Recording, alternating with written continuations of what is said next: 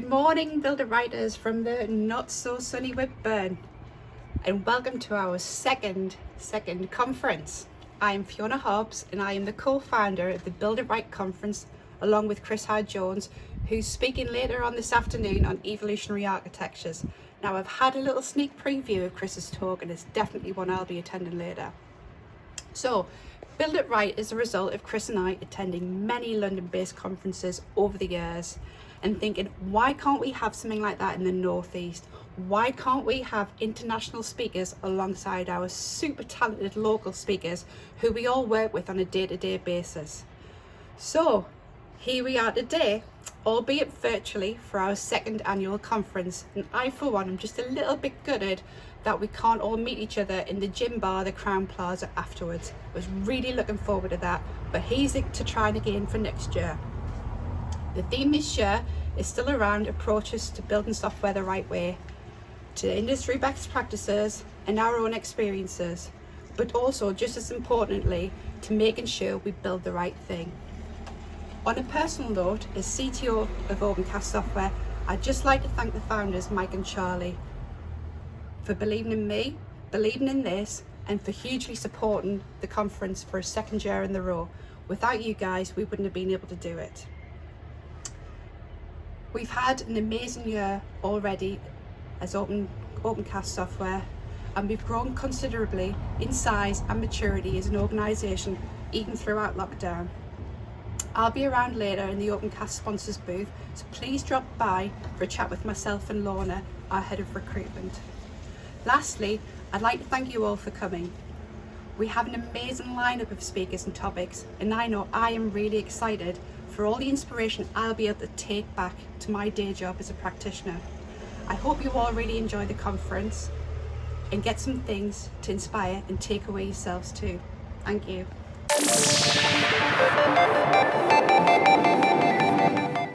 Hi everyone, and welcome to the Build It Right Conference 2020, or BITR if you're in the know.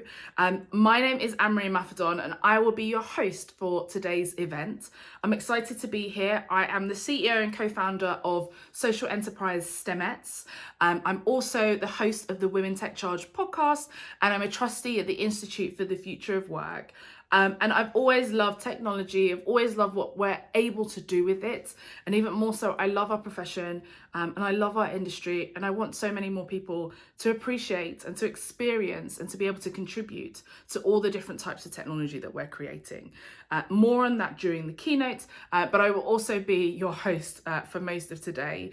So you'll get to hear my voice lots during the proceedings. Now, I'd like to welcome you all. Welcome back to anyone that's joined us in previous years, but an especially warm welcome to those of you who are new and have helped us make this year the most popular year for the conference. We're breaking our own records, we're enjoying and we're incorporating and we're collaborating and we're including many more people this year. So I'd like to thank you all for being a part of this experience, and I hope that you are going to take lots away from today. There's lots that have been planned.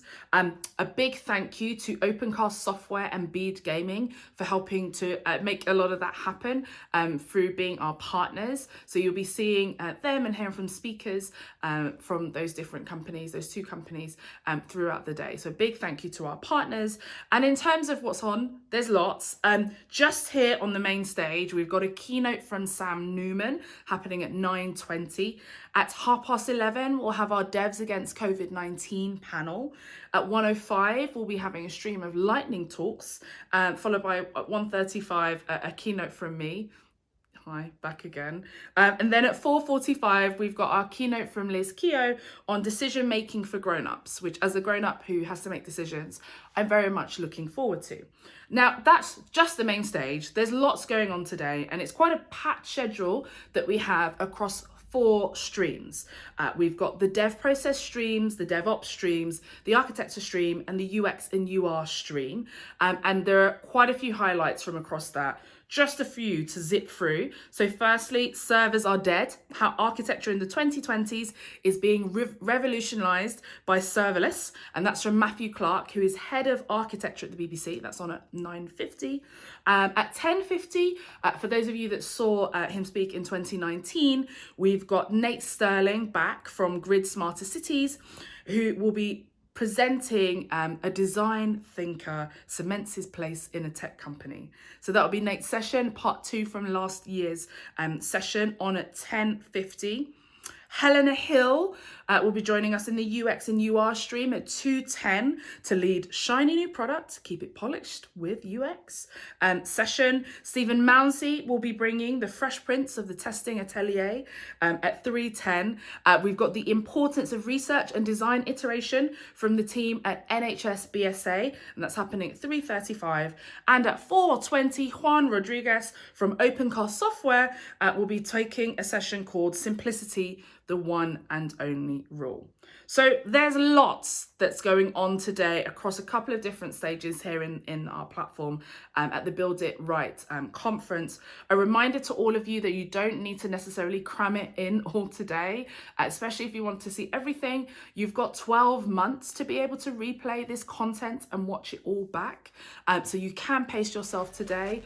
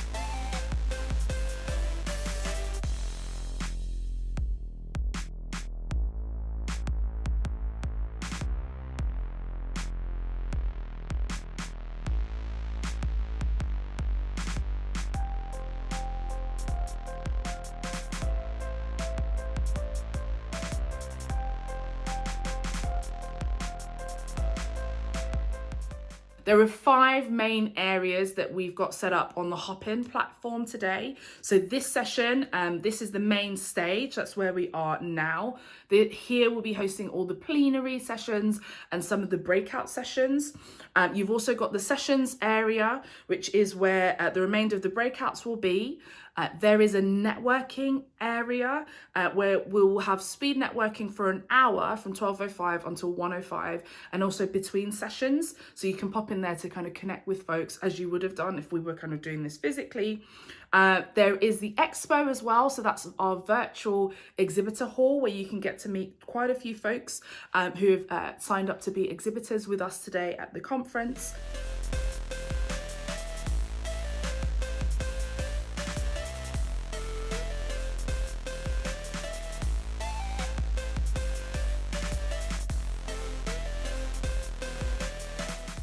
Quite similar to a physical event, the Hopin platform itself is self-directed. It's for you to click around, for you to head around, kind of follow what you're interested in, follow your passions, follow being able to have a new learning experience as well. So navigate around as makes sense for you. And there are wayfinding tools and there are signs all over to help you get to the right place. But if you want to see all the sessions for the day, then head to the reception area to be able to see that listing and take advantage of that. In terms of connecting, we've got a kind of a chat, an event chat. You can also send direct messages, and we've got session chats as well, so you can kind of contribute and type in for any of the sessions that you're joining. So do kind of keep it interactive, keep chatting, although maybe not while people are talking, maybe it is while people are talking. This is virtual, so the rules are slightly different. And in terms of getting the best functionality from the Hopin platform, use Chrome. So Chrome is the browser that we are recommending for you to have the best experience today. And then the hashtag for any of you who are on the socials is hashtag BITRconf. I'm sure they'll put that here at the bottom or to the side of me. Hashtag BITRconf, and the account to tag is at BITRconf. So without further ado, we're going to kick off. We're going to head straight into Sam Newman's keynote talk, where we don't need servers, microservices and serverless, a match made in heaven. Over to you, Sam.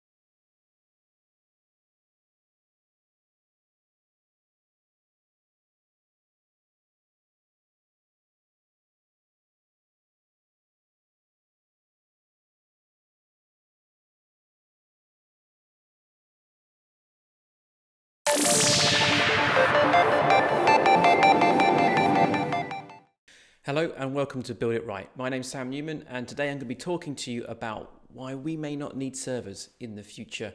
I previously wrote a couple of books on microservices. The first, Building Microservices, was written back in 2014. A second edition of that book will be out next year. And I also wrote the book Monolith to Microservices, which was an exploration about how we break systems apart.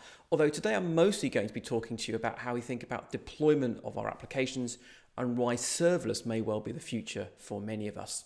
The talk today is really split into three parts. Firstly, we're going to talk a little bit about the history of infrastructure and what's happening in the private on-prem infrastructure space. We're then going to move on to talking about serverless and why serverless computing might be interesting. And then we're going to kind of look at serverless in the connection of, say, microservices and how these ideas might go together.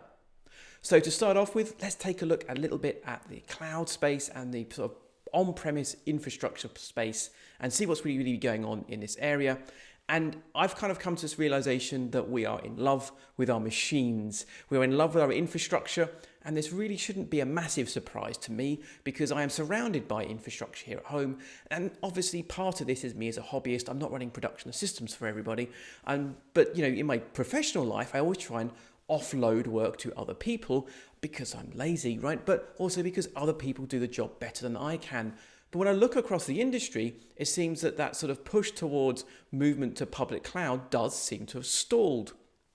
I've been really interested looking at this market over a number of years, and I often look at the IDC stats. So IDC have a collection of information they gather about the kind of the spend on private infrastructure versus public cloud infrastructure. So they break down the sort of on a quarterly basis how much money is spent on traditional data center infrastructure, private cloud and public cloud. I mean, I would argue there's a bit of a blurring of the lines for many people between traditional data center infrastructure and private cloud spend, but nonetheless, they sort of show that still, as of, right now, 2020, 65% of our spend in the operations infrastructure space is still effectively on-premise spend, right? So a mix of traditional data center spend along with private cloud spend. And that hasn't actually shifted that much as a proportion of that on-prem spend versus public cloud spend. There has been very little shift really over the last few years. So certainly this rush to public cloud seems to have stalled. Taking a look at their further forecasts, and obviously you always have to take these things with a pinch of salt because all forecasts can be incorrect. But what they're forecasting, which I think is interesting, is a growth of about 9% for private cloud over the next 5 years. And that is as compared to only 6% when looking at the public cloud. So while it's at least from these figures, it's fair to say that public cloud seems to be growing. It's not growing anywhere near as much as private cloud is. Now, partly, I think this is the private cloud eating the traditional data center. This is also the growth of private cloud stopping people moving to the public cloud or at least delaying that step. We still seem to be in a place where, for whatever reason, we are in love with our machines, but increasingly I'm worried that we're working for our machines and not the other way around. If we take a look at a quick history of infrastructure and what's been going on, obviously, when I first started, you were deploying straight onto physical infrastructure, but it didn't take very long until we started virtualizing that. So really around the early 2000s, this is when virtualization kicked into high gear, taking physical machines and breaking them down into smaller parts that could be used and managed independently. And this was pretty fantastic because we effectively got more computers out of the hardware we've already got. And virtualization has been a great thing. Then in the 2010s, along comes OpenStack with the promise of giving us on-prem, on our own private data center, something that looks a little bit like AWS's infrastructure as a service offerings. At this point, AWS is and still really their most profitable market is in providing public cloud services that offer you infrastructure as a service primitives. So abstractions over the top of virtualized infrastructure, along with these APIs to help manage those infrastructural primitives. So OpenStack, the promise was, will give us an API to manage our own infrastructure. And look, to be fair, for most people, OpenStack hasn't really paid off, despite a lot of great work by very smart people. Maybe outside of especially some large companies in China, it hasn't actually made a big impact in the world. But that's okay though, of course, because now we have Kubernetes, and Kubernetes is going to solve all of our problems. Now, I actually think what's happening is that because OpenStack didn't work, people started moving back to public cloud or moving towards public cloud for the first time maybe. Along comes Kubernetes giving us the promise that no, this time we can make it all work for you on your own infrastructure. But let's examine what happens when you run your own Kubernetes stack. And this is a bit of a simplified version of this. If you're running this whole thing yourself, firstly, you have your own infrastructure, and that's obviously yours to do with as you wish. On top of that, you're running an operating system, your operating system. On top of that, you've got a sort of a hypervisor, which is going to manage the virtual machine isolation. Then you've got your virtual machine operating system, which you have to patch and manage. On top of that, you've then got sort of maybe your container runtimes, your Kubernetes platform. If you're running Kubernetes, this is where your kubelets and all that whole infrastructure would sit. On top of that, you've then got your container operating system, and isn't that great because that's also yours. And then on top of that, you've also got the application that you actually want to run. And every single layer of this stack, every single aspect of this stack is yours to own, manage and control. Yes, but you have to look after this. And this is always, especially with something like Kubernetes, which can be incredibly powerful. I look at it and think there's so many moving parts here. And I think we have to deal with the reality that you probably can't run a data center as well as Google, Amazon, or Microsoft. And I don't mean to offend you by that, but it's probably the truth. Now, of course, what you can start doing is offloading some of this work to the public cloud. And that's what people have been doing for, well over a decade now. So I can say, well, actually, what I'm going to do is I'm going to offload management of my virtual machines to Azure, AWS, or Google. Google especially have really lovely managed virtual machines. And if we look back at our stack diagram from earlier, we say, well, effectively that bottom layer of those stack is now run by an external party. Not only hopefully can they do a better job than I can in terms of managing that part of my stack, but also I'm going to be able to effectively lease that. So I'm only paying maybe on the hour, maybe I'm only buying those reserved instances for a year or so, but it does give you the ability to kind of change your mind more effectively, whereas once you've bought physical kit, you're stuck with it really. And of course you can push more and more work to the underlying public cloud platforms now, because you can make use of them to run things like your container workloads using something like ECS, EKS, AKS, GKE, I know all the acronyms, but maybe a managed Kubernetes platform from one of the big providers or another container runtime that they offer. And you're offloading more and more of that work, allowing you to focus more on the top. So, there's some huge benefits that come from running public clouds because you can offload work to people that hopefully can do the job much better than you can. That then brings us to talking about serverless. So serverless is obviously very interesting to lots of people. It's very hyped. It's very buzzwordy. I actually think that serverless as a concept has been around for a lot longer than people realize, and is probably where we're all going in terms of thinking about management of our infrastructure, at least from the point of view of application developers. Fundamentally, serverless is a service offering that abstracts away the idea that underlying machines even exist. There's a whole load of products that would fit under the banner of serverless, that would fit kind of under that definition. But the whole point is, when using a serverless product, the concept of there even being underlying machines is completely hidden from you.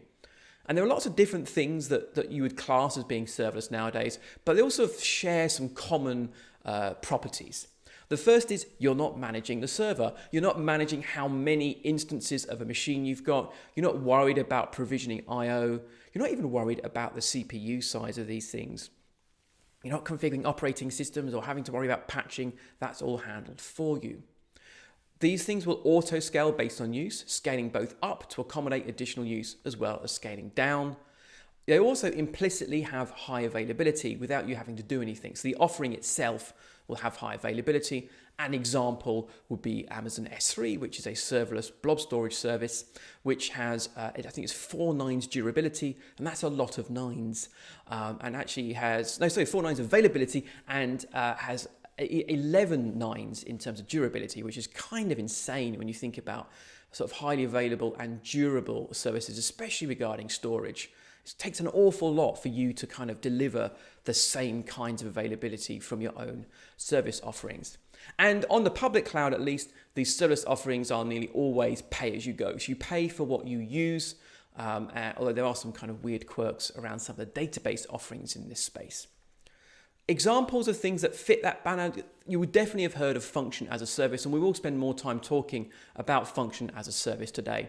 We've also got, though, messaging solutions as well. On AWS alone, we can think of Kinesis, SQS, and SNS as all things where they're sort of completely managed messaging solutions where you don't have to worry about the machines underneath. You just send messages and receive messages and stream data, and the platform just works out what to do. We also have database offerings that fit in this space. So we think of more modern serverless databases like Aurora, Cosmos DB, or DynamoDB.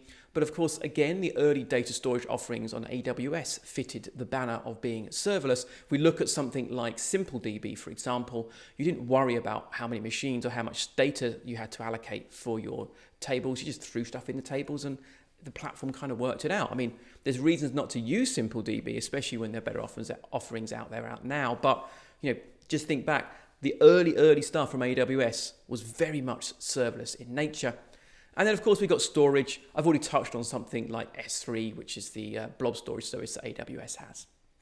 FAS gets a lot of the attention, though, to the extent that for many people, when they use serverless and FAS kind of, equally, right? They'll just talk about serverless and what they mean is FAS. I do think it's important to go beyond that, which is why I wanted to kind of set the picture to say serverless is a lot more than just the function as a service part.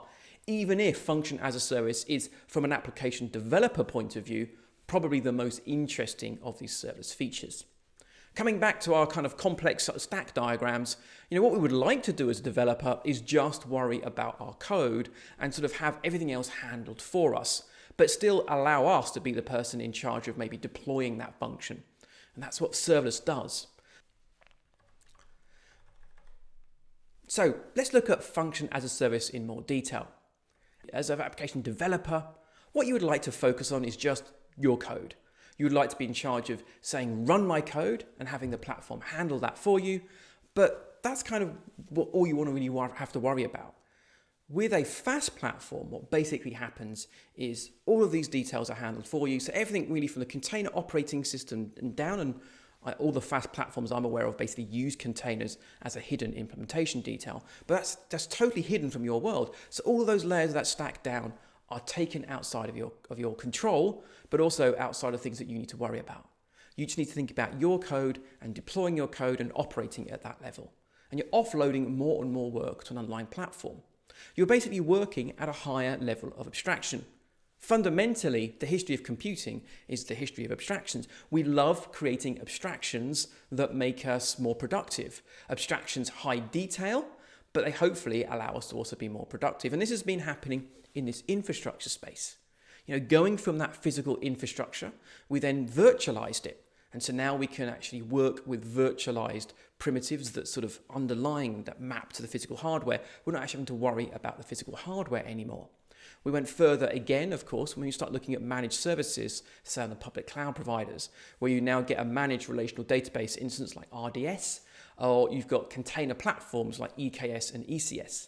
You're still dealing with the level of virtualized machines. When you can provision a Kubernetes cluster on one of the big three, you're still talking about how many nodes are you going to be running your cluster over and how big are those nodes. You're still dealing with sort of server management at a certain level, but a lot more of the detail is being handled for you in terms of, installation of Kubernetes and patching. That's all handled by the underlying platform.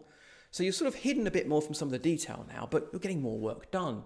Serverless goes a step further and said, well, now we're even taking away even the concept of servers being there, and you're working at a much higher level of abstraction. When I deploy a function as a service, I'm only really worried about the memory footprint of my function. That's the only thing I get to control, really. Everything else is handled for me. Then we go further again, and we can look at things like platform as a service, which, going back 10 years or so, even further, platform as a service was where we all thought we'd be going, and lots of people were trying to build platforms as a service to make application developers more productive. The problem was getting those abstractions right turns out to be really difficult. I sort of think that with serverless, we've kind of nailed it, right? We've come up with higher level abstractions, high level primitives that we can still mix and match. I can still use functions in some space, but maybe use a traditional database in another. And some platforms as a service were not that flexible. So I kind of feel like serverless really is a sweet spot for where a large amount of our software development can be done. Now, as we come up this abstraction stack, we have less overhead, less infrastructure to worry about. More and more of that is being pushed off to the underlying platform, allowing us as application developers to focus more on just getting software built. As we come down that stack, we're looking at sort of having more control. If you really feel like you need more control over the underlying details, go for it. But you're going to have to do more work as well. So going a little bit further into what fast looks like, conceptually, it's a really simple idea. You have a platform, you give it your code, talk about function as a unit of deployment, and you say, look, here's my function. When something happens, launch it. And you can trigger that function by a variety of different means, an API call, sending a message, receiving a file, or maybe some cron time-based mechanism. These functions will automatically be spun up. Additional instances will be launched as you have more requests coming in or more events are being fired. So sort of that auto scale is totally handled for you. If a function instance dies, another will spun up to replace it if needed. So this auto scaling is handled for you. I don't have to worry about when these things get launched. In fact, if a function isn't being used, it's not running, so I'm not even being charged for it either. And that's a lovely idea, especially if you're not sure about your costs and you're starting off with something new. You've got very low load. I don't have to have machines sitting there just waiting to be used. What I'm paying for, I'm only paying as these things are actually being used. So certainly for things that have kind of fairly sporadic loads, function as a service can be quite cost effective as well. In my opinion, function as a service is the best developer-friendly abstraction for deploying code and managing code since Heroku. And I don't say that lightly because I still kind of think Heroku is the sort of gold standard for this stuff. And it's the best we've had since Heroku. And arguably, I think it's probably going to be the future of how many, if not most of us, deploy kind of SaaS-based software in the future. Now, fast does have some limitations. These functions, when they get invoked, they typically are time limited, although those time limits are very generous now, being 30 minutes or beyond for some platforms. We also have some runtime restrictions.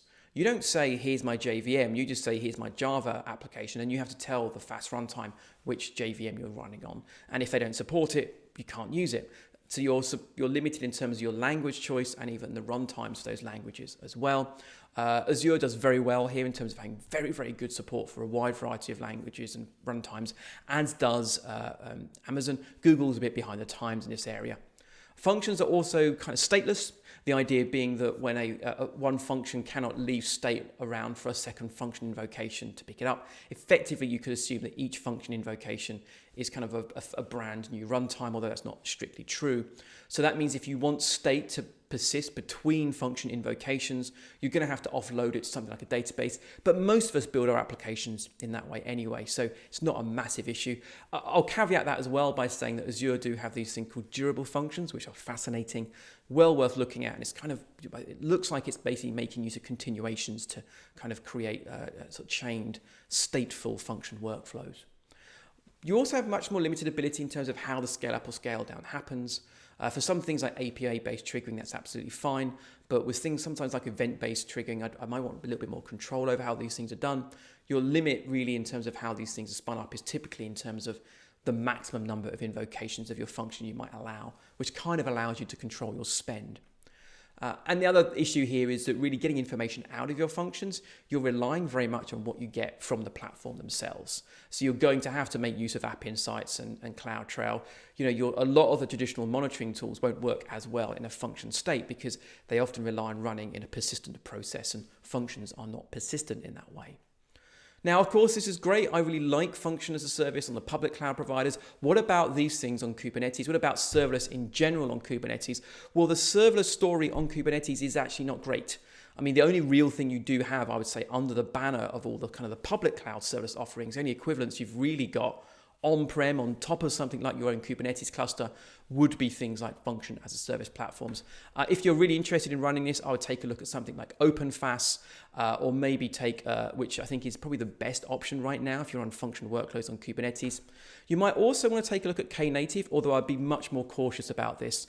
Knative is Google's attempts to build more kind of serverless abstractions on top of sort of service mesh and Kubernetes abstractions. The problem is Google are doing this really by themselves. They've taken it out of the Cloud Native Computing Foundation, and they don't have a great track record of bringing stable production-ready software to market quickly. They'll often deprecate things frequently, which can cause lots of issues. So if you are jumping on board the Knative bandwagon, just be aware you're probably in for a rocky ride for the next few years. But fundamentally, serverless is great because it allows us to manage less infrastructure. We can focus more on actually delivering value. Let's take a look now at how microservices and serverless fit together. And they can fit together really, really nicely. But I do think people sometimes overcomplicate this stuff. So let's break it down. When we think about a normal microservice, we think about, so this is my shipping microservice. And we would then traditionally map that to being deployed on multiple instances. We would mount our shipping microservice on multiple instances to allow us to tolerate partial failure. So if one of our nodes dies, we can still have our service still offering functionality to the wider ecosystem. So having additional instances is here often about adding some redundancy into our system. We might also want multiple instances of our service to handle more load. Our microservice in turn talks to a database, and we may want some kind of backup or failover mechanism in our data tier. We may even want to do things like create read replicas of our databases to allow us to scale reads more effectively. And that's quite a common model. And you might have to manage all that work yourself as well. When we're thinking about kind of the way things can fail, we'd want to distribute our database nodes and our service nodes across different failure planes. In this example here, I've got these different instances and databases running in different availability zones. So if you're not aware, an availability zone is like a virtual data center in the public cloud world. So these could be your own physical data centers. But when I'm deploying a microservice, this is the level at which I'm typically working. I'm thinking about a number of instances and how those instances are distributed. And I may be able to offload some of that work to an underlying platform, but I'm still having to make choices about how many and where these things should be run. And really, it doesn't matter if you're deploying on physical hardware, virtual machines, or on containers. Really, we still think about a continually running process sitting there waiting for something to happen. And that's kind of been the world up to this point. With function as a service, of course, this whole thing can change. And so we start thinking, well, how do I take a microservice workload and run that on a fast platform? Do I need to take my shipping microservice and now break it down into hundreds and hundreds of functions? And this is where I think people go too far too fast and overcomplicate things. The problem, I think, partly here is the word function. We think of function in the code sense as something that should be, 5 or 6 lines of code. We look inside our shipping microservice code base and think, there's hundreds of functions. Let's make each function a function deployable on a fast platform. And here we were just using the terms in different contexts. So within the fast platform, you want to think of the function as a unit of deployment, not as a code concept. And so there's no reason why you have to have loads and loads of fine-grained functions, and there may not be any benefit to it. In fact, there may be lots of costs. A great starting point if you want to try fast out for your microservice workloads would be to say, just deploy a microservice instance as a single function. There's no reason why you can't do this. This helps get you familiarity with how fast works, with the tool chains, and even if you go no further, you've probably offloaded a large amount of the infrastructure work you have to handle. The underlying platform is going to spin up more instances of your microservice as it's needed. If your microservice isn't needed, it's not even running. So that could also be much more cost effective. So this is a great place to start. Now, obviously, once you've got a platform like FAS underneath you, you start thinking, well, can I go finer grained? In which case, how do I break down that microservice into smaller moving parts? Well, it's at this point I start looking to kind of identify within my microservice the aggregates that it manages. So aggregates are a term that's kind of best known in the context of domain-driven design. And an aggregate is designed as a set association of objects that are always going to be treated as a single unit for the purpose of data changes. So almost the canonical example of this would be an order that has multiple line items inside it. We'd always want to manage that as a single unit from a point of view of transactionality and the like. So when we're thinking about our aggregates, we always want to try and manage them as a single entity. You don't want to split aggregates across different processes because you want all of the operations that act on that aggregate to act in a consistent way. It gives you the option to implement these things basically as finite state machines if you want to. So one of the golden rules is don't split your aggregates, manage them as a single unit. So within our microservice, I may then identify the fact that we've actually got multiple aggregates that exist inside our service boundary. And I may then say, well, actually, I can now have a function that would manage each of those aggregates. So I might have a delivery function, a route function, and a consignment function in this particular example.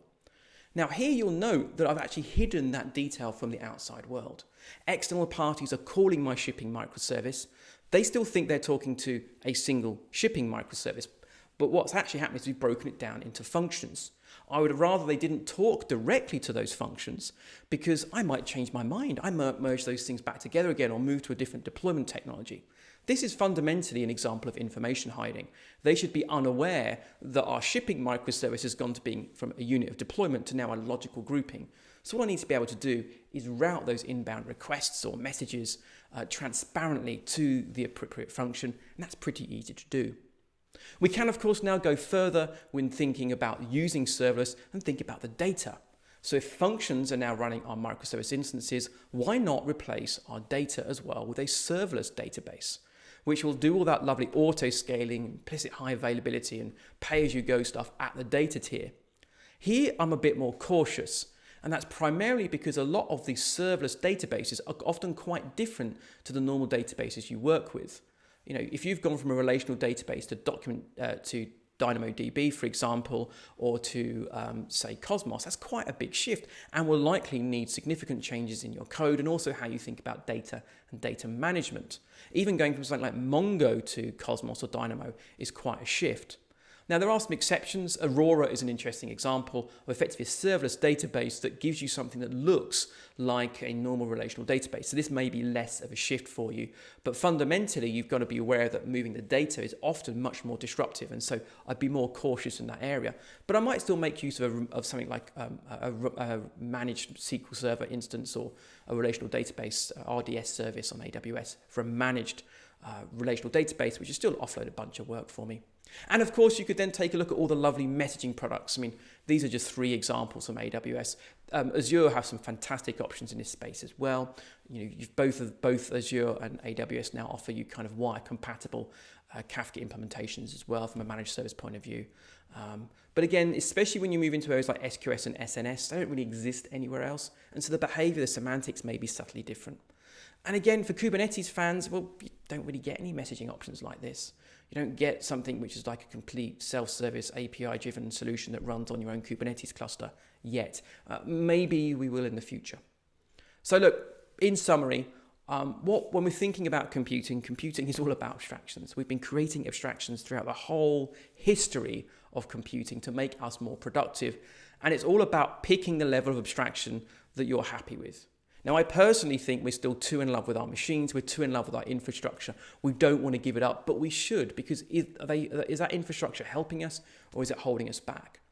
Pick the level at this stack that you're most comfortable with. You want to find that balance where you offload as much of that infrastructure overhead as possible while still regaining the control you like. The nice benefit really of the public cloud providers is that you can really engage with this sort of this level of abstractions at any point for any one of the things you're working on, except they don't give you access to underlying physical infrastructure. So you even get a lot more options on the public cloud as well. And really, this is all about offloading the work to someone who can do it better than you can. Now, I totally understand that some of you may not necessarily be able to move to public clouds. Maybe you've got legitimate reasons. It's very interesting, though, how an awful lot of misunderstanding about the public clouds still is out there. And ultimately, you're not really going to know the power of running on, say, a serverless platform or using something like FAS on one of the public cloud providers until you try. So maybe just give it a go. Pick something simple. Pick a simple bit of functionality that is maybe an administration task. Maybe you've got some code that runs as part of housekeeping in your dev or CI processes. Try running that on a FAS platform. So if you want to play around with something like FAS, I would suggest taking a look at something like the Serverless framework. This is an SDK that abstracts away some of the kind of underlying rough edges of the FAS implementations. The idea conceptually is great, but some of the usability of these products isn't as good as it could be. So do take a look at that. There's loads more information over my website. Second edition of Building Microservices is coming soon. More information about the work I do is out there as well. So thank you indeed very much for your time. I hope you enjoy the rest of the conference. Thank you.